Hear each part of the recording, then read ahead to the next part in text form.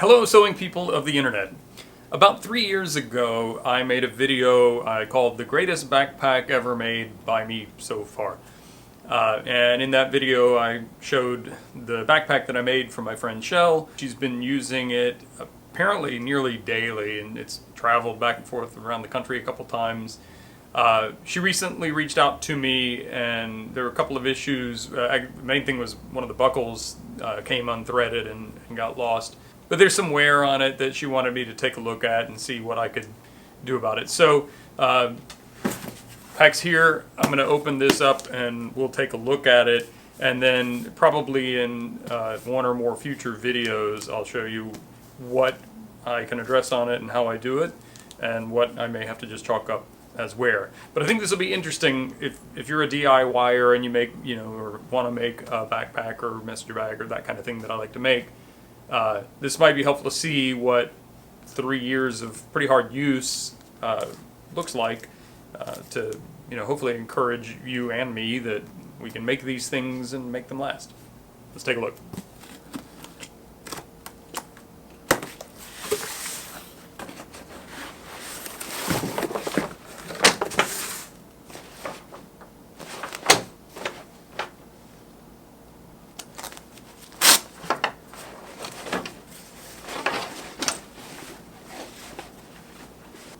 I'm not going to lie, I'm not going to start crying or anything, but this is actually kind of surreal to see this thing again after so long. I think I want to redo some stuff.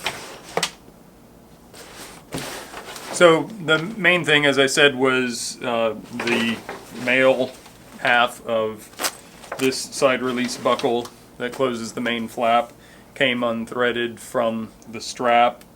It's kind of a judgment call, I think, in terms of how much of a fold over you sew into the ends of straps. One argument would be to sew a big enough fold over to make it impossible for the buckle to come off, that the fold over is too big to slide through. But then another argument might be, if this buckle were to break or something, it would be nice to be able to just unthread it and replace it. I'm not sure how often that might happen, but in any event, replacing that part will be easy if I have one that matches. We tried a couple different ones that I had. These are some that I had a long time ago that I've used my supply of. So it'll be a question of whether or not I want to take this apart enough to fully change the buckles, or just see if I can find the male half that matches. But when I made this pack originally, it had one side release buckle for the closure, and after using a little bit, Shel asked me if I could put two buckles. And actually, I'm kind of surprised where the original buckle was. I know it's right here. I mean, I can see if I really look for it, but it looks like the holes where it was sewn in have kind of self-healed, probably because of the wax in the waxed canvas. So that's kind of a nice surprise. I was afraid that was going to always be visible. We talked about putting some kind of a patch over it or something, but so that's kind of nice. The waxed canvas has patinaed in a lovely way to me. Looks like there's a small tear in the back panel, but otherwise I think the waxed canvas itself is basically intact. Yeah, there's a little bit of wear in the binding, a little bit on, there's quite a bit here on the attachment points for the straps.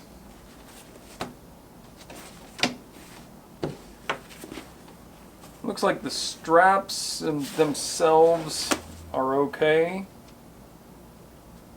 but there's some wear from the webbing.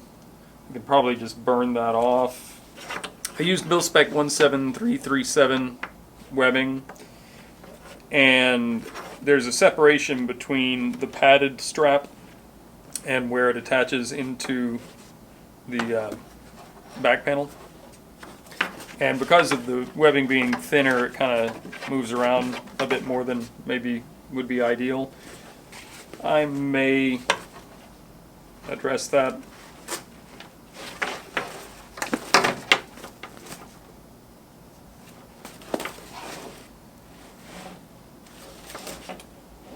Looks like the interior is more or less intact.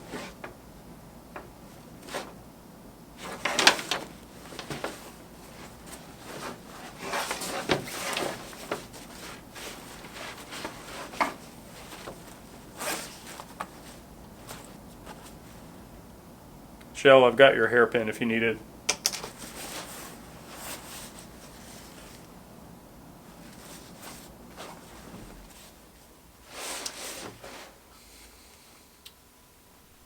Looks like some restitching along the trim of this front pocket.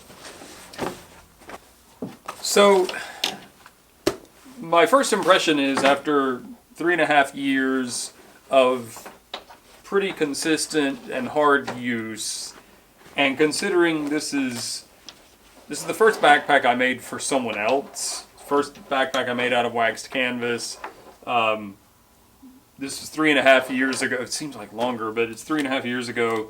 And looking at it, there's a lot that I can see that I wouldn't let go out of my shop now. I think my skills have improved and my standards have elevated somewhat. I'm proud of how this pack currently looks. Where in the materials is because the materials are, of a finite lifespan. This is 10.10 ounce waxed canvas. I think I prefer number 10 waxed canvas, at least for hard use.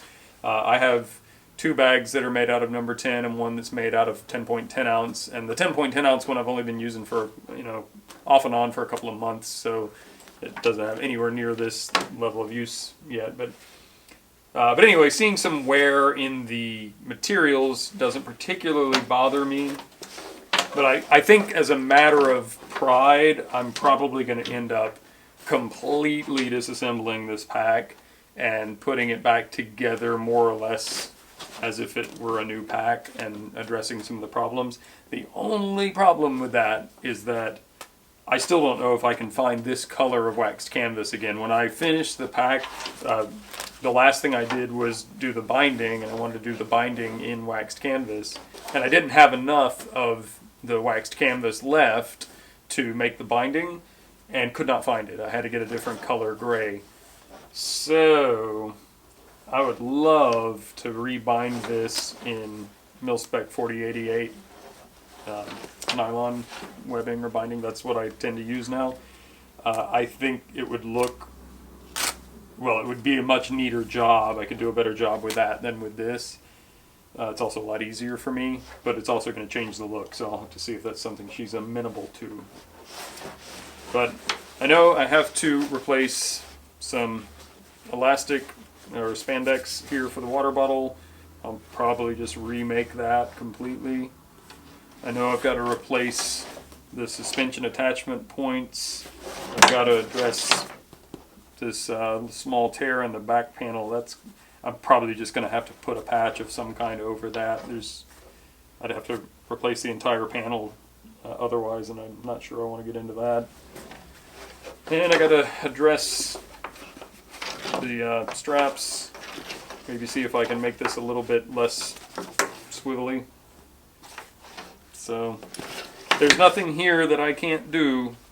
It's just going to be quite a bit of work. So when I made this pack, my preferred bottom panel material was this material called Slipknot, and it seems to have held up really, really well, actually. I've been using bicycle or motorcycle inner tube on my bags for a while now, and that's definitely my favorite thing to put on the bottom. But if for some reason, if you're not able to sew inner tubes or can't find a source for them or whatever, this stuff seems to be working well. I think its intended purpose is, by the name, it's like you put it on a strap, gives it better purchase on your shoulder so it doesn't slip around. But it seems to be holding up well, so there you go.